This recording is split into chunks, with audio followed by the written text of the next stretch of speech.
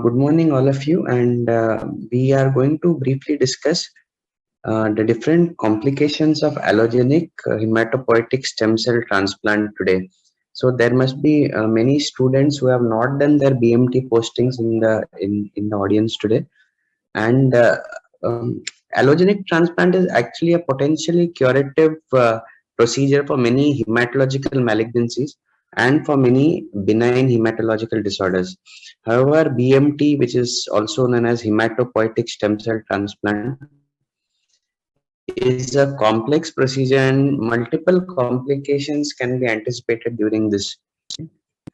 So, what are the types of transplant? There are two major types. One is an autologous transplant, where the stem cell source is the patient himself, and the second is allogenic stem cell transplant. So, we are going to talk about this allogenic stem cell transplant today, in which you need a donor from whom the stem cells are harvested and then infused to the patient. So allogenic stem cell transplant, depending on what kind of donors, it can be divided as a match related donor, a match sibling donor transplant, or a matched unrelated donor transplant, where the donor is 100% HLA matched with the patient, but he's not related, he or she is not related, and the cells are got from an unrelated donor registry. There can also be haploidentical transplant, where the donor is not fully matched with the patient, or it can be a cord transplant if the source is a cord from a cord bank, right? So what is the procedure for transplant in brief? So if there's a patient of hematological malignancy, then an HLA typing of the patient is done, and it is matched with one of the siblings or a person from unrelated donor registry. So once we've got an HLA typing and there is a match, we take a consent of the patient and the donor that they for the transplant, and the patient is then admitted for conditioning regimen.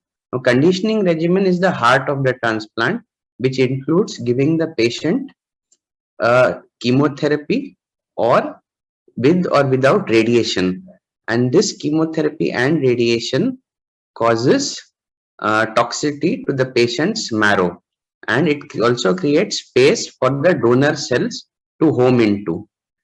Okay, simultaneously with the conditioning regimen, the donor is given granulocyte stimulating the growth factors GCSF, and on the fifth day of GCSF, cells are collected and then infused to the patient.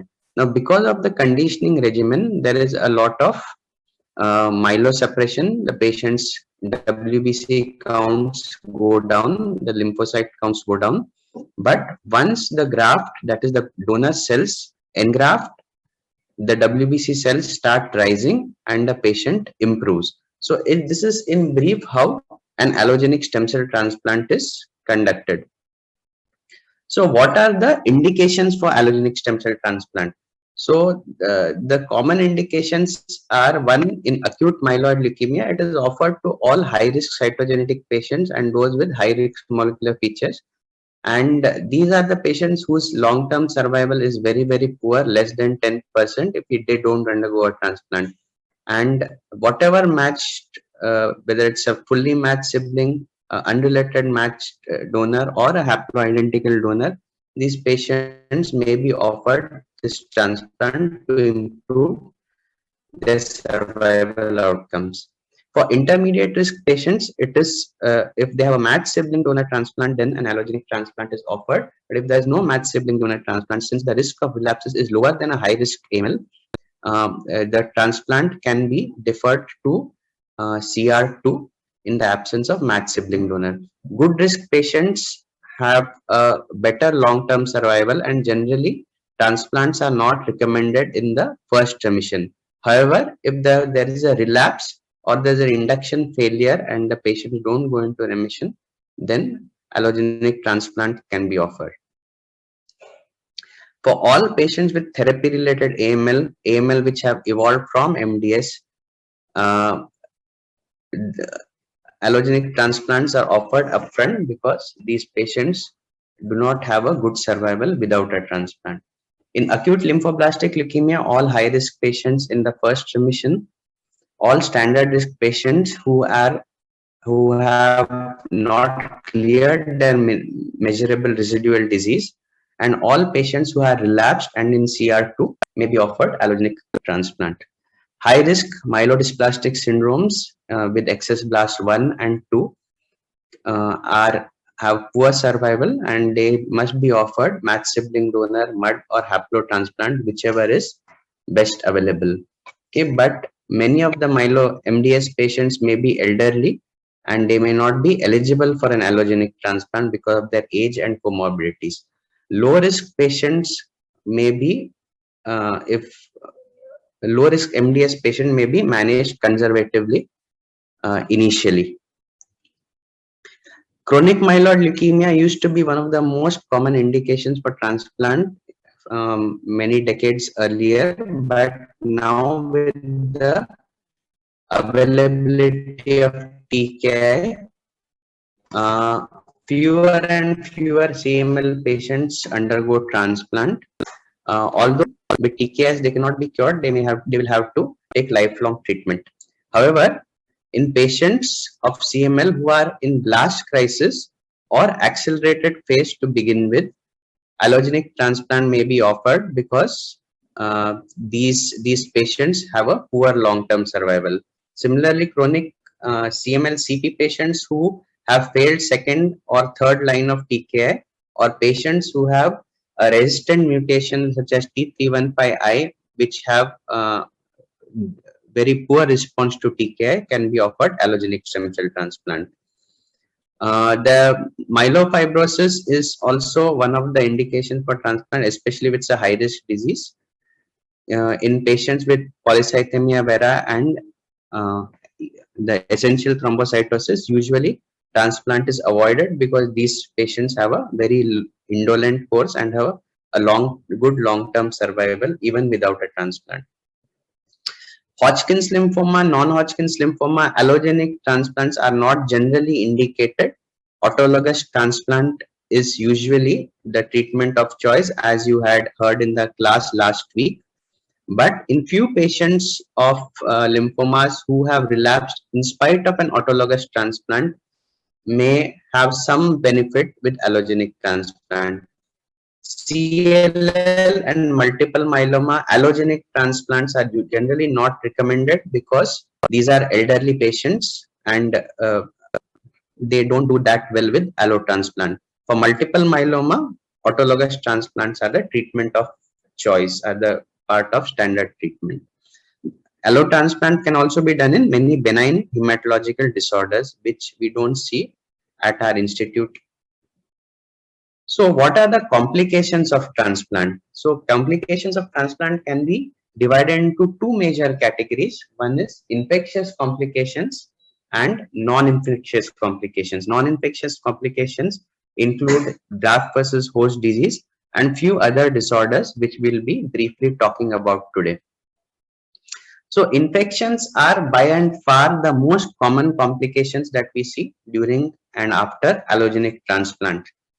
Now, if you see how a transplant is conducted, so the patient is usually admitted and the conditioning regimen is given from day -7 to day -1, and the stem cells are given on day 0 of transplant. So a conditioning regimen can be a very strong conditioning regimen like a myeloablative transplant, where high dose TBI are given, that is total body irradiation, that is shown in this lightning photograph, and along with that chemotherapy is given. Most of the regimens, the common regimens, are TBI for 4 days and cyclophosphamide for 2 days, and this followed by a stem cell infusion on day 0. Now these myeloablative transplants are quite toxic. They have a lot of toxicity, and the definition of a myeloablative transplant is that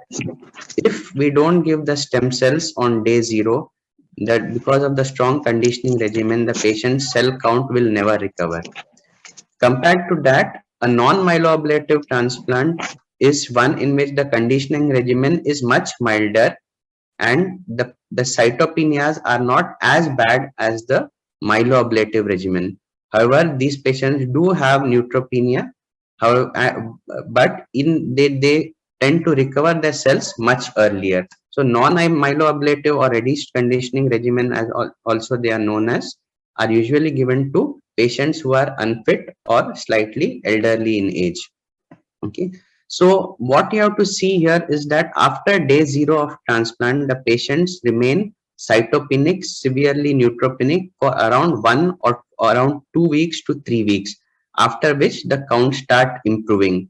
And at this time, there is a risk of what is known as graft versus host disease.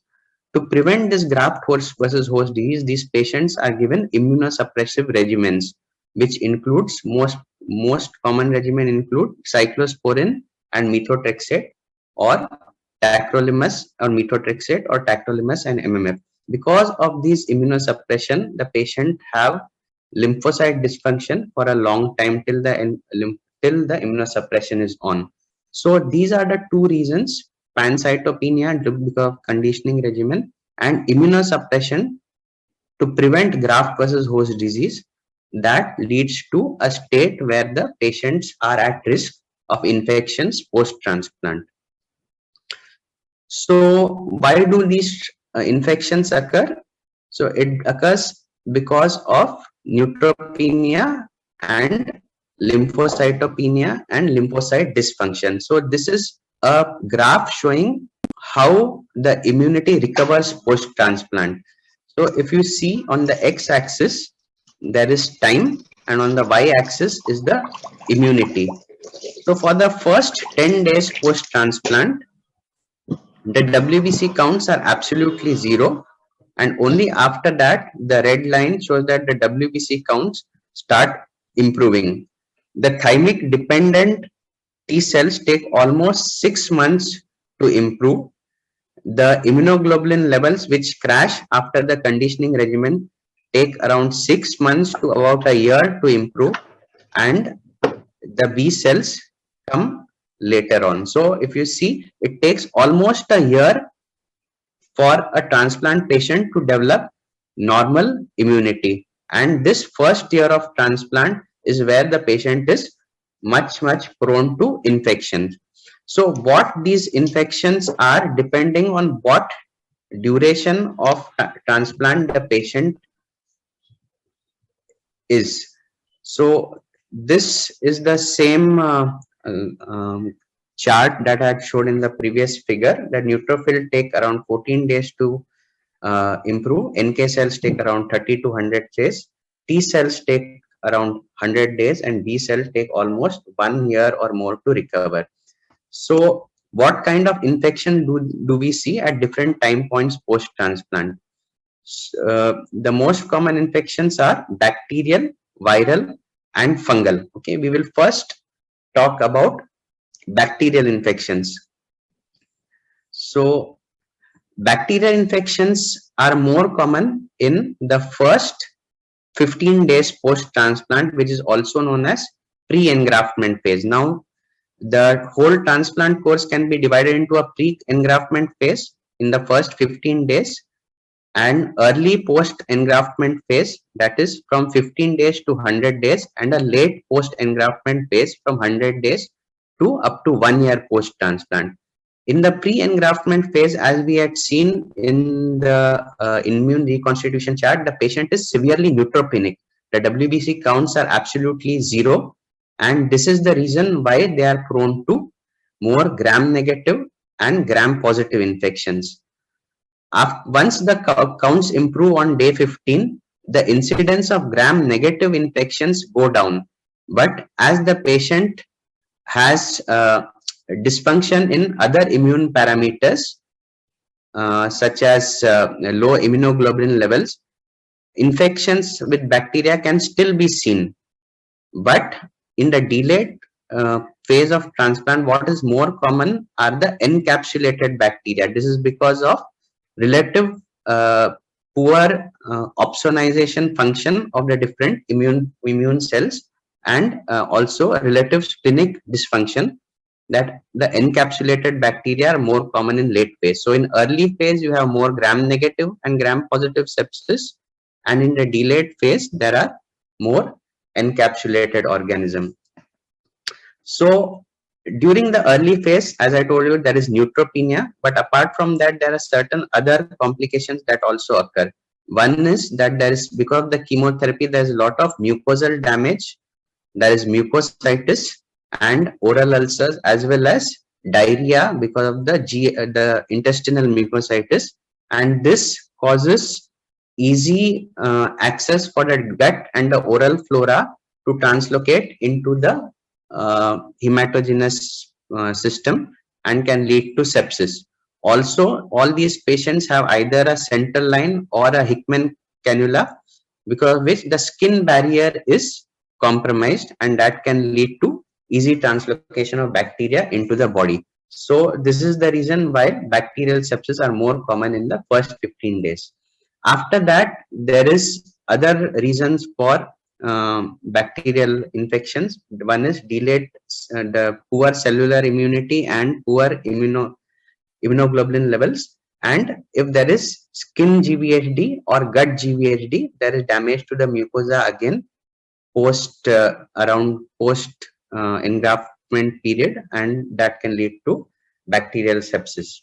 In late phases, as I told you, it is the encapsulated bacteria which are more common because of reduced opsonization, reduced reticuloendothelial function, as well as poor immunoglobulin level.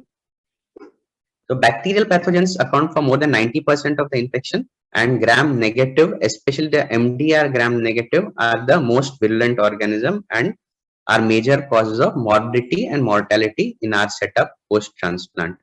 What are the common infections that we see? E. coli, Klebsiella, and Pseudomonas are the most common, and the less common ones are Acinetobacter and Burkholderia.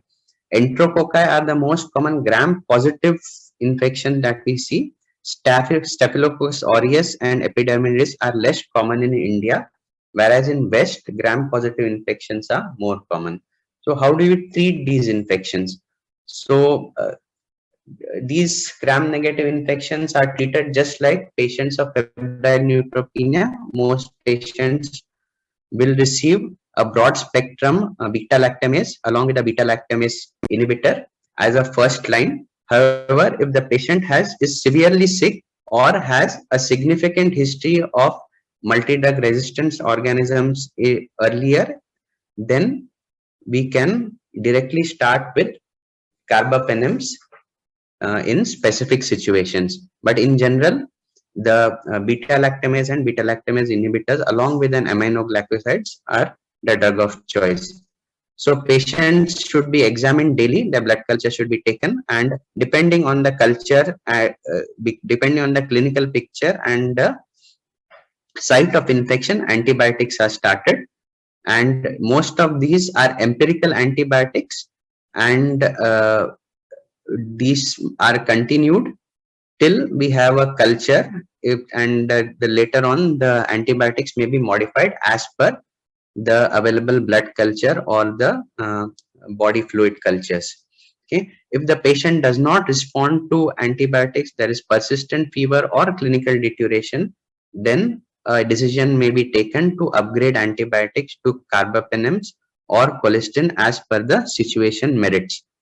Also, if there is no response to broad spectrum antibiotics for more than 4 days, a decision about empirical antifungals is taken, because these patients are severely neutropenic and are prone to fungal infections as well. Okay.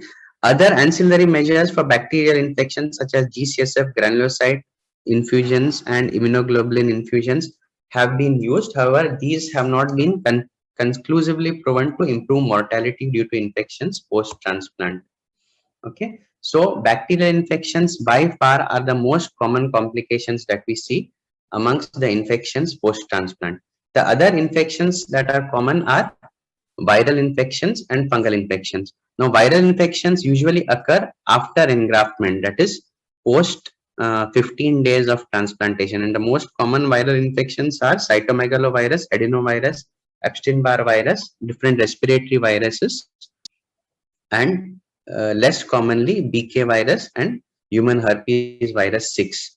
So what are the risk factors for viral reactivations? Haploidentical and cord transplants, which have much more immunosuppression, which are much more immunosuppressive transplants, the use of ATG and T cell depletion, and as well as use of post-transplant cyclophosphamide. So ATG, T cell depletion, and post-transplant cyclophosphamide are usually done in haploidentical transplants to prevent severe GVHD because of the HLA mismatch. And because of these, the T cell immunity is significantly reduced in these patients, and they are more prone to viral reactivations. So coming back to this chart, what are the most common viral reactivations? Cytomegalovirus is the most common, and cytomegalovirus infections are usually seen after 15 days of transplant. Herpes simplex virus used to be one of the most common viral infections earlier, but now with the routine administration of acyclovir for prophylaxis, herpes is not a significant problem post-transplant.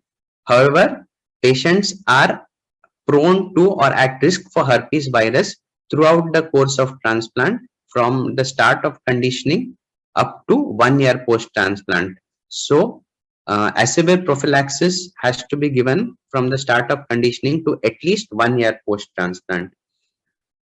Varicella zoster is usually seen later on during transplant, during late phases, and varicella zoster reactivations are much more common, especially once Asivir prophylaxis is reduced 9 months to 1 year down the 9 months to 1 year post-transplant.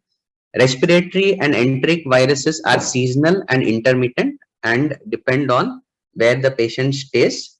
For example, respiratory syncytial virus, influenza viruses are common in the community, and whenever there is a seasonal flu or exacerbation in the community, they may be transmitted to the BMT patients as well. We also now see a lot of COVID cases in the COVID pandemic. EBV related post-transplant lymphoproliferative disorders usually occur later on, 15 to 30 days after transplant, and may be seen till 1 year post-transplant. Okay, so coming to CMV infection, CMV infection is very common. The manifestations of CMV are CMV colitis, which is life-threatening and is the most common manifestation. Less commonly, we see CMV pneumonitis, CMV retinitis, hepatitis, or pancreatitis. Now, why do we see CMV that commonly? Is because most Indians, patients as well as donors, are exposed to CMV, and both of them are seropositive for CMV IgG, and because of this, there is a higher risk of reactivation once they are immunosuppressed post-transplant. Okay, so the risk of reactivation depends on the donor and patient immunity for CMV antibodies before the transplant. The least risk of reactivation is when both the donor and patient are negative for CMV.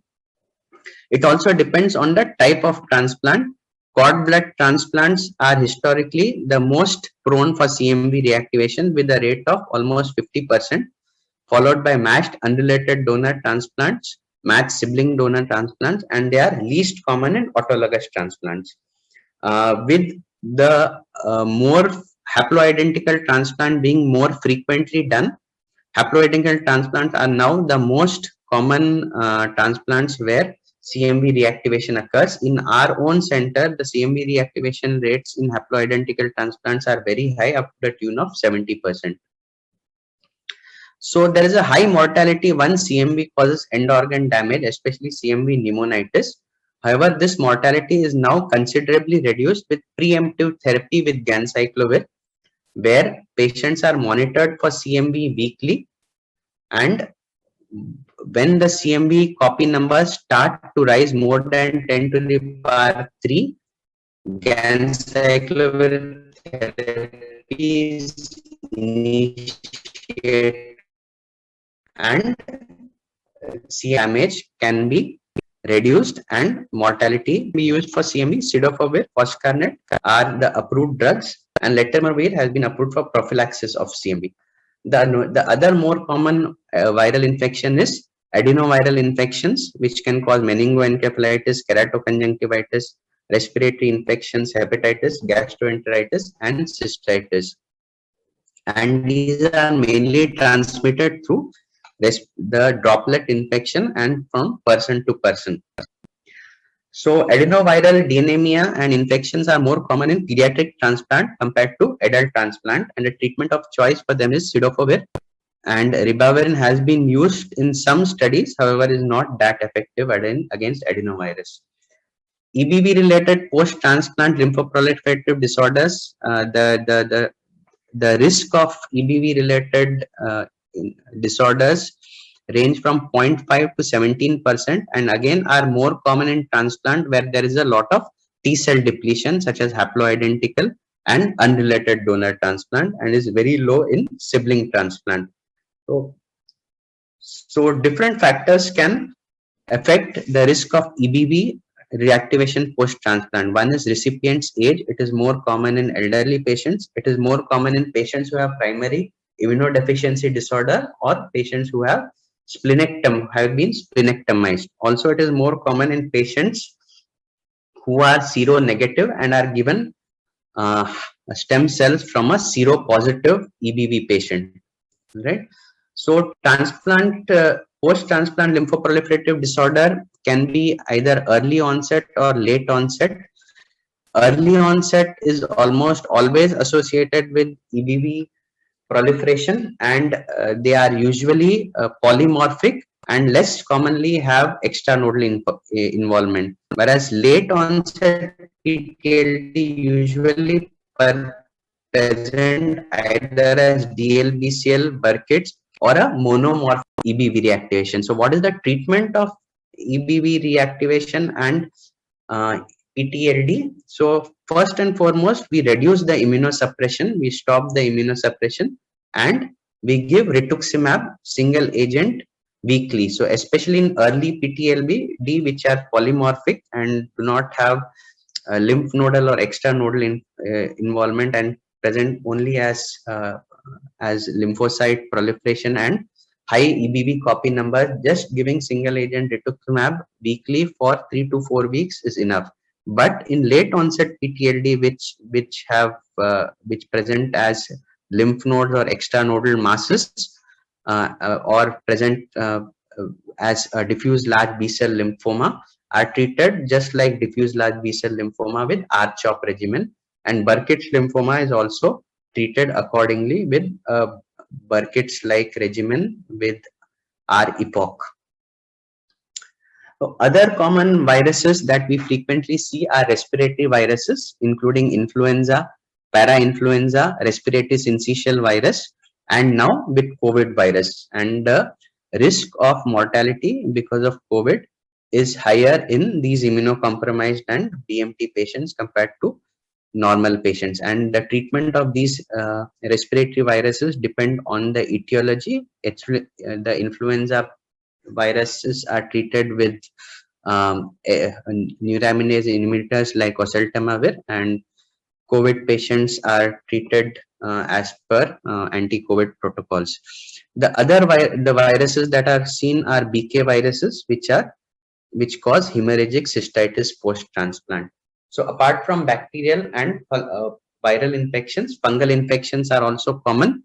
The most common fungal infections are Candida and Aspergillus, which account for more than 80% of the infections post-transplant. So if we see where do these fungal infections occur, in the first 15 days of transplant, Candidemia and Candidal sepsis and hepatosplenic candidiasis are the most common. Okay, and these patients present usually with high-grade fever, non-resolution of fever with antibiotics, and they can have, if there is hepatic involvement, they can have transaminitis, increase in alkaline phosphatases, and ultrasound can usually pick up candidal lesions on the liver and the spleen. Aspergillus infections are not that common in the first 15 days of transplant, although they can be seen. That is because most of these patients are housed in HEPA filtered room. Now, the commonest source of Aspergillus are the spores or the conidia uh, of these molds that are there in the environment. And because these patients are housed in HEPA filtered rooms where the air is filtered and the particle count is controlled, this Aspergillus infections are less common in the first 15 days of transplant. However, candidal infections are usually endogenous from the patient's own flora, and that's why candidemia is more common early on during transplant. But once the patient gets discharged from the unit, the patient is exposed to the environment, and as the patient still is lymphopenic for the first 1 year, infections with mold are much more commoner. Infections with the fungi like Pneumocystis jirovecii occur almost 1 month after transplant and can be seen up to 1 year post-transplant. That's why prophylaxis for PCP with Septran is started from day 30 of transplant and has to be continued for 1 year post-transplant. So this is a typical rash because of candidal sepsis in a post-BMT patient. Okay, and this is how the mold infection because of aspergillosis in the lungs look like. The patients may have cough, they will have fever, they may have pruritic chest pain, and sometimes expectorations and hemoptysis if it is a more central lesion. And a CT reveals a nodular opacity which may have cavitation in it, and that uh, is highly suggestive of an aspergillus infection. So how do we prevent? Prevention of fungal infection can be because of using primary prophylaxis. So this is primary prophylaxis is now routinely given for all transplant patients, and this is defined as administration of antifungal drugs even in the absence of evidence of infection. Secondary prophylaxis is defined as administering in patients who have prior infections with fungi, and empirical treatment is usually administered in patients who are on antibacterial therapy and those who persist to have fever, and because of non-responsiveness of fever, antifungals are empirically added.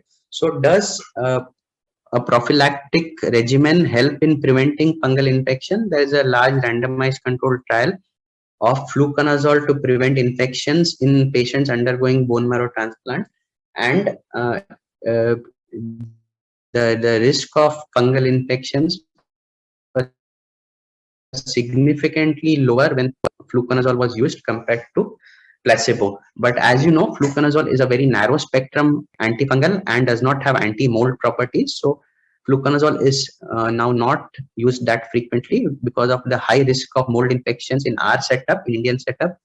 Generally, voriconazole prophylaxis or posaconazole prophylaxis is preferred and is started from the start of from the day of infusion and is continued till the patient is on immunosuppression post-transplant. So how do we prevent all these infections? As I've told you earlier, one is we can use prophylactic antibiotics. This is especially true for infections like Pneumocystis jirovecii, where Septran prophylaxis is used from 1 month post-transplant to 1 year post-transplant, and herpes infections to prevent that Asivir is given from the start of conditioning to 1 year post-transplant.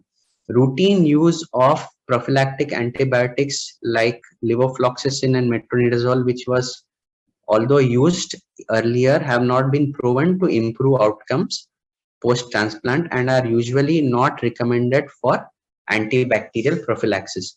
Another strategy is use of vaccination. However, most of these patients are severely lymphopenic and do not mount good response to vaccinations post-transplant.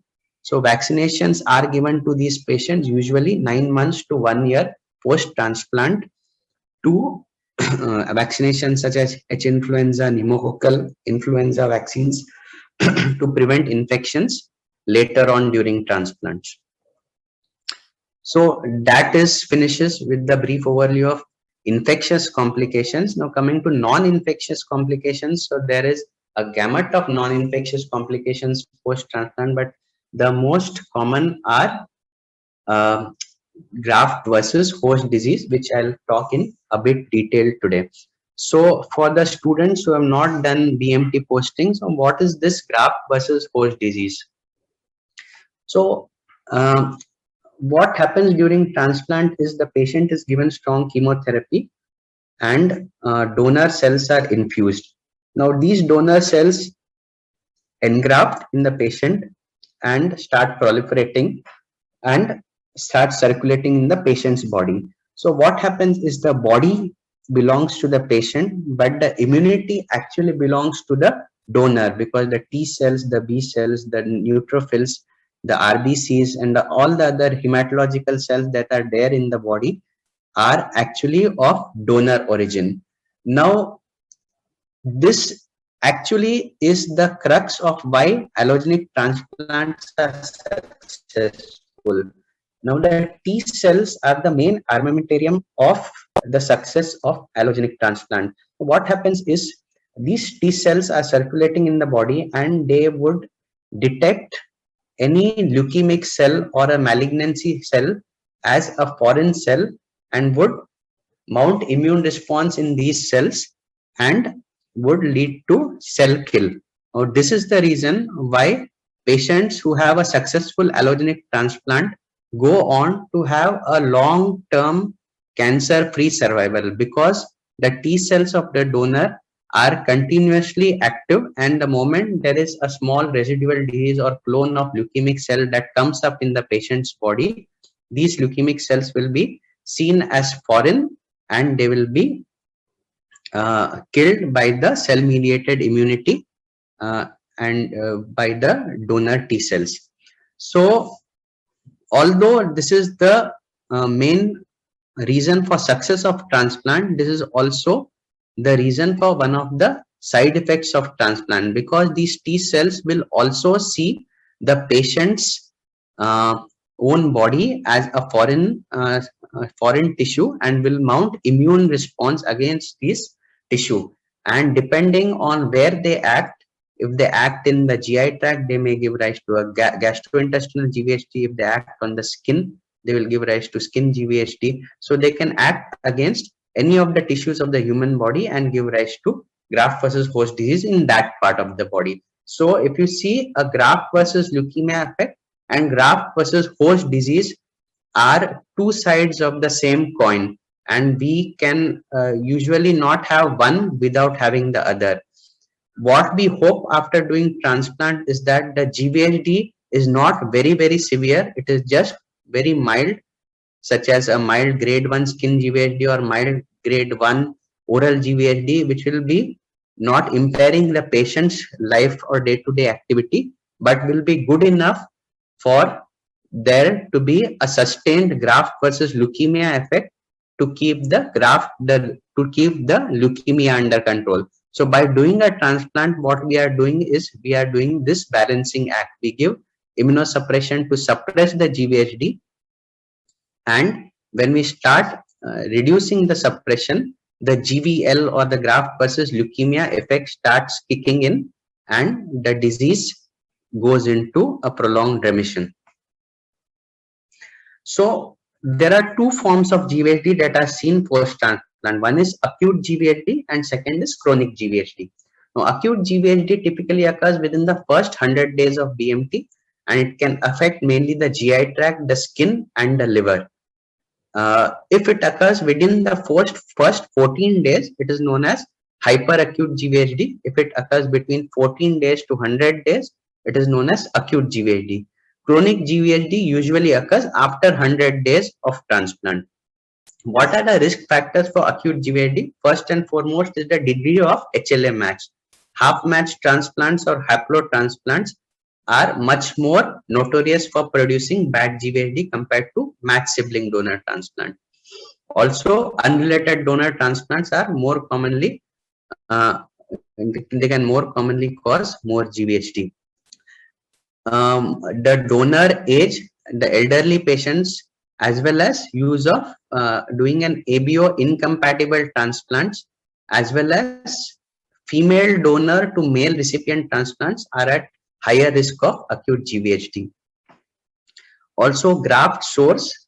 If there is a peripheral blood, which is the source of stem cells, the risk of GVHD is much higher than a marrow graft, because the number of T cells in uh, the peripheral blood are much more than the marrow. Okay, matched use of strong myeloablative conditioning produces more risk of GVHD than a milder reduced intensity conditioning.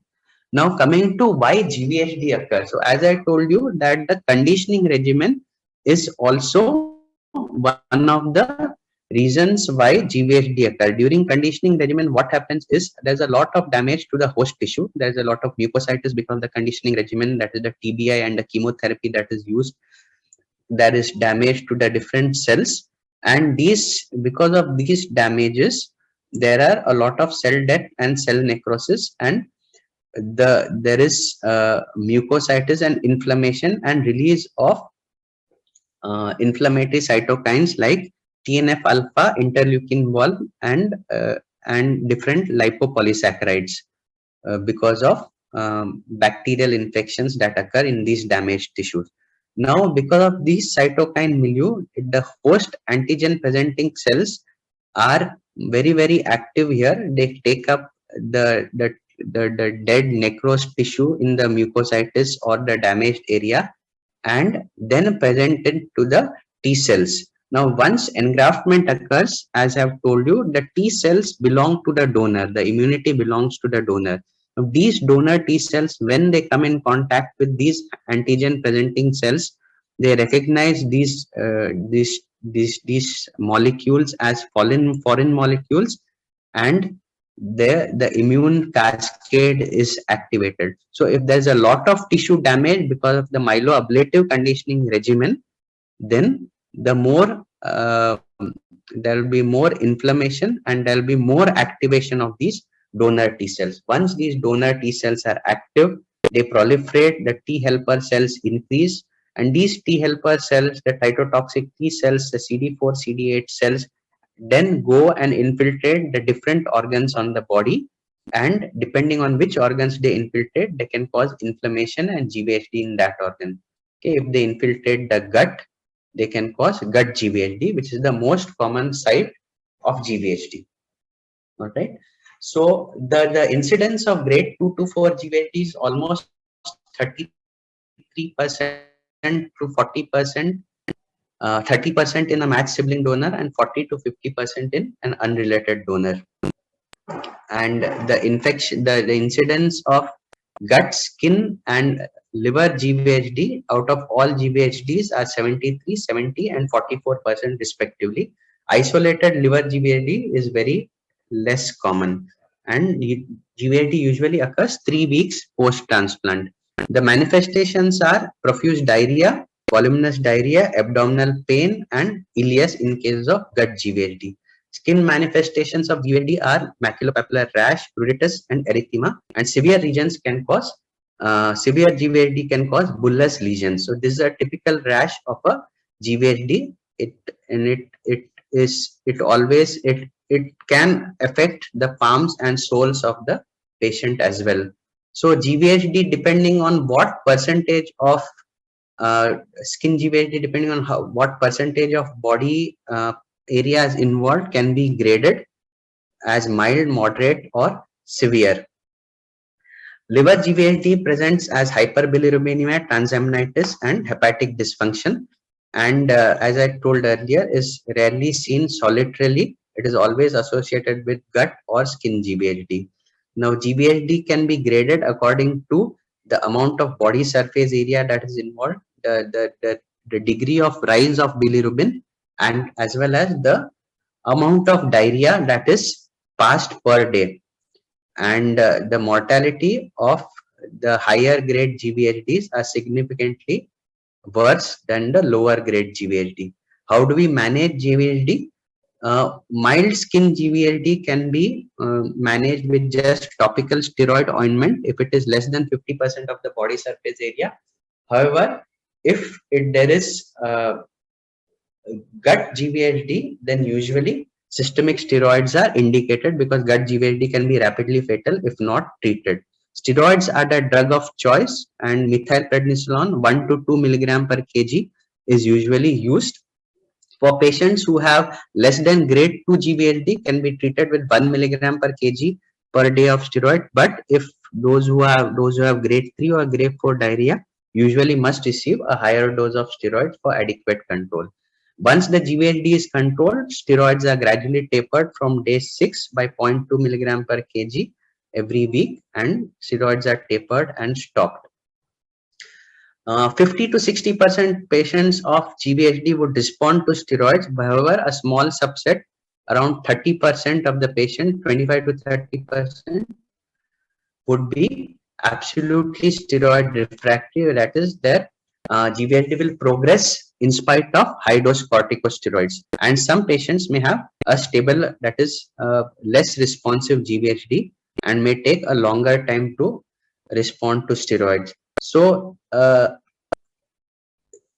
steroids are the treatment of choice for GVHD, and there have been different trials which have used other immune suppressive agents that have been added to steroids as first line, but all of these have not been shown to be better than single agent steroids alone, and steroids remain the treatment of choice for GVHD.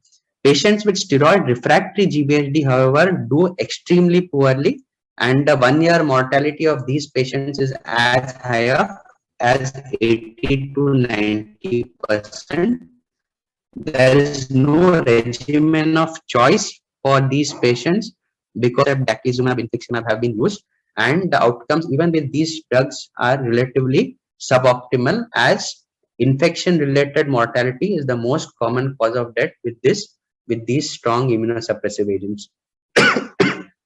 Apart from steroids, other supportive care measures like anti-motility agents, GI rest, total parenteral nutrition are used to take care of these patients with GVHD, as well as anti-infectious measures like PCP prophylaxis and antifungal prophylaxis are given, because the most common cause of mortality in these patients with high dose steroids and immunosuppressions is infections and not the GVHD per se. Chronic GVHD is the one that occurs after 100 days of transplant, usually after immunosuppression has been tapered off. Okay, and but this 100-day cutoff is not absolute. Sometimes there can be features of acute GVHD also along with chronic GVHD, and this is known as overlap syndrome. So chronic GVHD resembles more like autoimmune disorders. Musculoskeletal GVHD resemble more like the rheumatoid disorders such as polymyositis and rheumatoid arthritis. Lung GVHD resemble more like interstitial lung diseases. Chronic skin and nail diseases, they manifest similar to the chronic lichenoid regions that you see in autoimmune skin disorders. So the oral and eye GVHD symptoms resemble the Sjogren syndrome and the dryness that is seen in these disorders. So these are basically autoimmune because of the donor T cells, and mimic the autoimmune disorders seen in normal individuals. That is so how are chronic GVHDs diagnosed? So these are diagnosed mainly clinically based on clinical manifestation. There are NIH criteria which define GVHD as the presence of either a diagnostic manifestation or a distinctive manifestation with a laboratory test to confirm it. And other causes of similar manifestation like infection or drug needs to be ruled out. For example, if somebody has a lot of skin eruptions, before labeling the patient as skin GVHD, we have to be sure that there is no drug that is causing the skin rash. Or if the patient has a focal alopecia, we have to ensure that it's not a fungal infection of the scalp that is causing this manifestation before labeling it as GVHD induced skin hair loss. So these are the diagnostic criteria. I will not go into detail for the lack of time. And these are the manifestations of chronic skin GVHD and oral mucocutaneous GVHD. This is the first picture is a chronic lichenoid eruption on the skin. And the last foot photograph is the chronic contracture of severe scleroderma because of skin GVHD.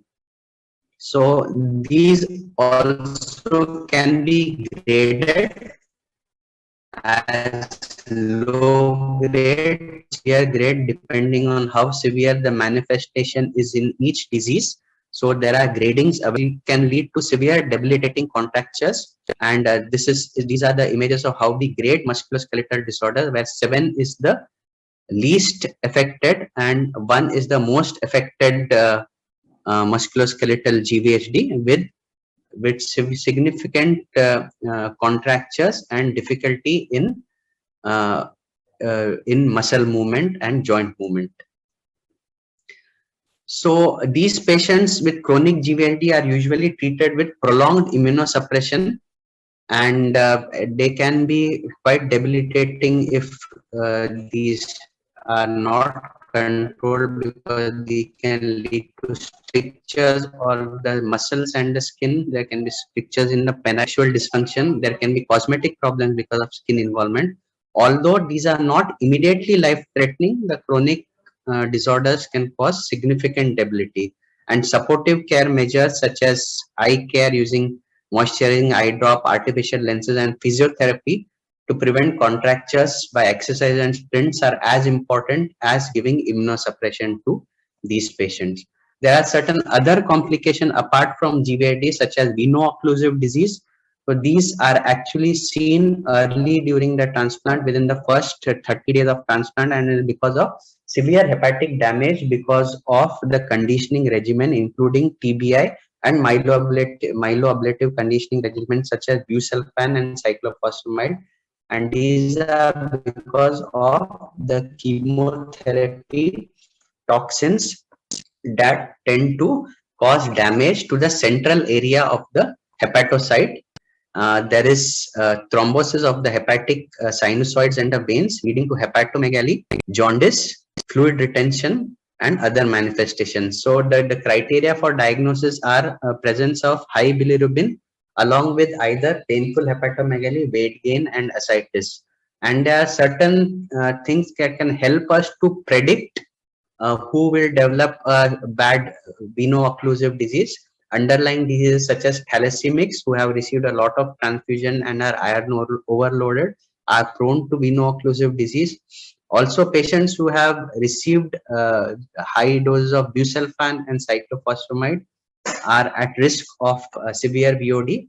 Patients who receive low fractions of TBI, either single dose or high dose rates, are more prone to GVHD. And female patients who are on progesterones or who receive progesterone-genic drugs are more at risk for developing veno-occlusive disease. So veno-occlusive disease can be life-threatening. They can have liver dysfunction, and if they worsen, they can lead to systemic multi-organ failure, renal, cardiac, pulmonary failure, diffuse capillary dysfunctions in these organs. They can cause encephalopathy, coma, and death. Okay, so this VOD is treated by using either defibrotide and strong aggressive diuresis to reduce the fluid overload and reduce the hepatomegaly. Less common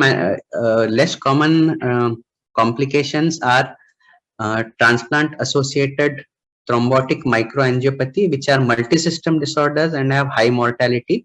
The main reason for these TATMAs are the use of calcineurin inhibitors such as cyclosporin and tacrolimus, which give rise to microangiopathy and TMA. And they come with classic triad of hypertension, thrombocytopenia, elevated LDH, and these are present in more than most of the patients with TMA, and they occur usually 1 to 2 months post transplant, and mostly within the first 100 days of transplant.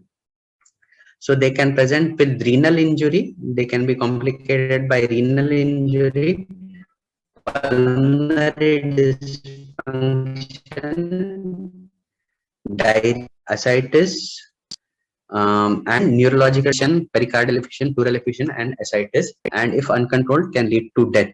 And the risk factors for developing TA-TMA are, as I told, one is use of calcineurin inhibitors. The second is presence of acute GVHD. Those who have prolonged acute GVHD are at risk for TMA. Also, haploidentical transplants and presence of severe infections can put the patients at a higher risk of TA-TMA. So how do we treat microangiopathies? They are by aggressive control of hypertension. We withdraw the calcineurin inhibitor, treat the underlying infection or GVHD, and by managing fluid and electrolyte balances. The specific drugs that are approved are defibrotide. Also, plasma exchange can be used for reducing the mortality, for reducing the manifestations of TMA. Rituximab, eculizumab, and narsoplimab have been used to reduce the manifestation of TMA with variable success. But defibrotide is usually the treatment of choice. So these were the most common complications of transplant that we have seen, but there are several other transplant complications such as mucositis that occurs because of the drugs, vomitings that occur because of chemotherapy early on during transplant, and because of upper gut GVHD that occurs later on during transplant. There can be nephrotoxicity, hepatotoxicity, rash because of the drugs that are used during transplant. All these patients receive a lot of transfusions and can have transfusion reactions, including transfusion associated hemolytic reaction, transfusion associated lung injury. Many of the who undergo haploidentical transplants have graft dysfunction, that is, they have cytopenias for a prolonged time post transplant because of various reasons. There are certain complications like pure red cell aplasia, which are seen in ABO incompatible transplant during the first 100 days of transplant. So these are all less common, the ABO PRCA, and so I have not described these in detail, but these are different things that we can see early in the transplant. Other late complications of transplant are infertility. Infertility is seen in almost more than 90% of the young patients who undergo an allogenic stem cell transplant because of the strong conditioning regimen. And all these patients before the transplant must be counseled, and the counseling must be documented that they will be infertile post transplant, and measures such as semen cryopreservation should be offered to these patients before the transplant. Endocrine dysfunctions are common, especially in children who receive total body radiation. The endocrine dysfunction, the commonest is thyroid dysfunction because of radiation to the thyroid. Also, children can have hypophysitis to the hypothalamus, and that can manifest as poor growth, failure to grow in length, as well as failure of secondary sexual characters during puberty if somebody undergoes transplant during childhood. And all these have to be taken care of during post transplant follow-ups. They have to routinely undergo hormone levels, especially the thyroid function test, once a year. And during the time of puberty, they must have their an endocrine follow-up to ensure that they achieve puberty and the growth related issues are taken care of. The other late complication of transplant is second malignancies. And now, second malignancy, the risk of second malignancies are 2 to 3%, and the risk of malignancy goes on cumulatively increasing as more and more time elapses post-transplant, the risk of second malignancies at 10 years is around 1%, and at 20 years post-transplant is around 3%. And the most common complicated cancers are skin cancers and HPV-related oropharyngeal and cervical cancers. Although every form of cancer has been described as a second malignancy, including sarcomas and bone cancers post-transplant. The risk of secondly MDS and AML is around 2 to 8% at 15 years. The risk of transplant increases as the age at transplant increases. Patients who undergo transplant at a higher age are more at risk for second malignancies. Younger patients who have received TBI-based conditioning are at risk for non-squamous cancer, and these are ninefold compared to non-TBI-based conditioning regimens. And breast, sarcomas, and thyroid cancers are the most common. So strategies have to be kept in place so that these cancers are detected early, including once a year mammogram after the age of 40. However, if the patient has received more than 20 gray of TBI, these should begin at the age of 25 years in female patients or 8 years after radiation, whichever comes first. There should be annual pap smear for women who undergo transplant, fecal occult blood monitoring after the age of 50, and close monitoring of patients' symptoms, skin examination at least once a year, a physical thyroid examination yearly, and thyroid function test yearly, especially if the patient is less than 20 years of age at the time of transplant and have received TBI. So to conclude, if you see this photo, all these complications from head to toe are possible, including seizures because of drug, metabolic, cardiovascular events, encephalopathy because of infection, psychosis, which is drug induced, pericarditis, myocarditis, arrhythmias, renal dysfunction because of drugs and the calcineurin inhibitors. There can be post-transplant TTP, hemorrhagic cystitis because of viruses. There can be GI related nausea, vomiting, pancreatitis. Chronic GVHD can cause pulmonary disorder. So post-transplant complications can be quite bad, but it is not, it can be controlled, and most of these patients can come out or will come out of these complications in experience centers. So if you see, the most common cause of death post-transplant have not been the complications, and the most common cause of transplant post-transplant mortality is still relapse. So GVH, the transplants are offered only to patients who are at a high risk of relapse of their malignancies, and most of these patients have poor survival if they don't undergo transplant. And even after they undergo transplant, the most common cause of death is the relapse for transplant and not complications of transplant, which can be managed in experience centers who by keeping a proper protocols and have a high risk of anticipation of these complications. And if these complications can be managed early on, they can have good outcomes. So that is about it for the complications of transplant.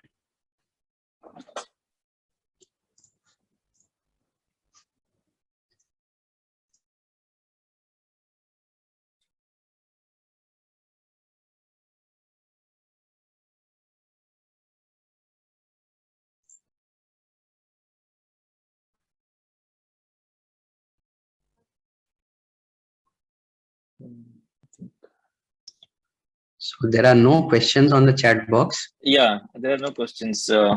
Anybody, any So residents, it was any resident who want to ask can unmute and ask. Okay, sir, I have one question that you said about overlap, like when you say the demarcation of acute and chronic is day 100. So we see acute GVHD also beyond day 100. I think that is something like late acute GVHD. So in before day 100, the mechanism is like tissue injury, conditioning.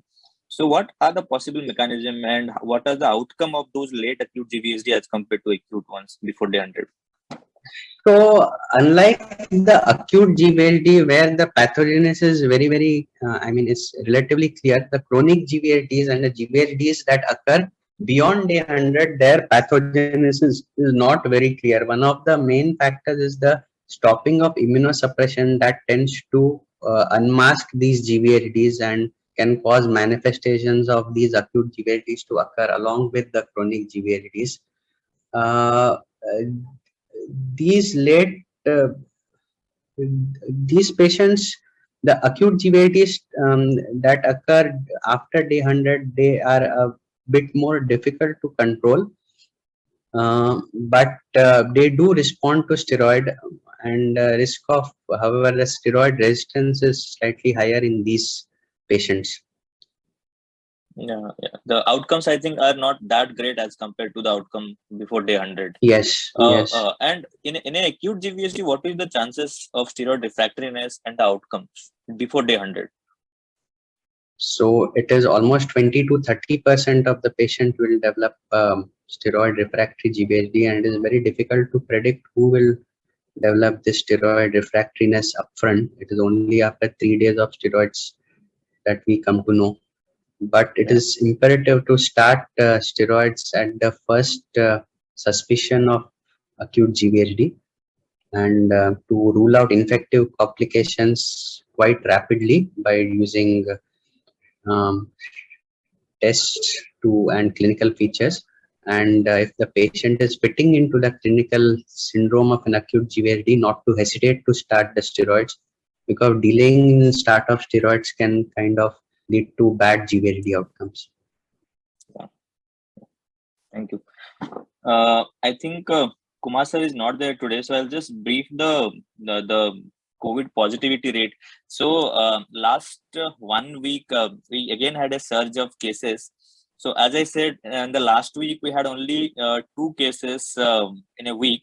But last 1 week, that is from 1st of October till today, we have 11 new cases, 1 mortality out of that. So there is a bit of surge. We have to see how it goes from here. So I think we have to be more careful in our day-to-day OPD and ward work, and to test more and more when we have suspicion. Anyone has any comment? Manju ma'am, Vanita ma'am, or anybody? Otherwise, you can conclude. I think Anant, very excellent. Yes, sorry, Amit. Go ahead. Yeah, so I just was telling that understanding these GVHD helps us also in not only in the transplant but in the management of immune-related complication, because it has a similarity in the pathophysiology and management also. So it's not only the transplant; it also helpful in day-to-day management in immune-related. So as a medical oncologist resident, they should not think that GVHD is only a BMT-related thing. So it's as more and more number of immunotherapy coming in use and rare complication which we are seeing in transplant. Now we are seeing in the same steroid is a still upfront runner for immune-related complication, the second line treatment. So I feel that there is a quite similarity. So it's better understanding will help us in managing these complications in the patients.